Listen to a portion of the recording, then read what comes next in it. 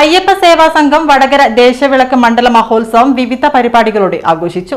2 ദിവസങ്ങളിലായി വടകര ഭഗവതി കോട്ടക്കൽ ക്ഷേത്ര സന്നിധിയിൽ നടന്ന ചടങ്ങിൽ ആയിരക്കണക്കിന് ഭക്തജനങ്ങൾ പങ്കാളികളായി. അയ്യപ്പ സേവാ സംഘത്തിന്റെ നേതൃത്വത്തിൽ വടകര ദേശവിളക്ക് മണ്ഡല മഹോത്സവം അയ്യപ്പൻ വിളക്ക് ഡിസംബർ 6, 7 തീയതികളിലായി വടകര ഭഗവതി കോട്ടക്കൽ ക്ഷേത്ര സന്നിധിയിൽ വെച്ച് നടന്നു. ഡിസംബർ 6 മഹാഗണപതി ഹോമത്തോടു കൂടിയാണ് പരിപാടികൾക്ക് തുടക്കം കുറിച്ചത്. തുടർന്ന് വിവിധ പരിപാടികൾ നടന്നു. വെള്ളിയാഴ്ച ഉച്ചയ്ക്ക് നടന്ന അന്നദാനത്തിന് 10,000-ൽ പരം പേർ പങ്കെടുത്തു. സമാപന ദിവസം നാഗപ്പാട്ട്, തായമ്പക, ഭജന തുടങ്ങിയവ നടന്നു. വൈകുന്നേരം നടന്ന പാലക്കൊമ്പ് എഴുന്നള്ളിപ്പിന് നിരവധി ഭക്തജനങ്ങൾ പങ്കെടുത്തു. ഞായറാഴ്ച പുലർച്ചയോടുകൂടിയാണ് പരിപാടികൾ സമാപിച്ചത്.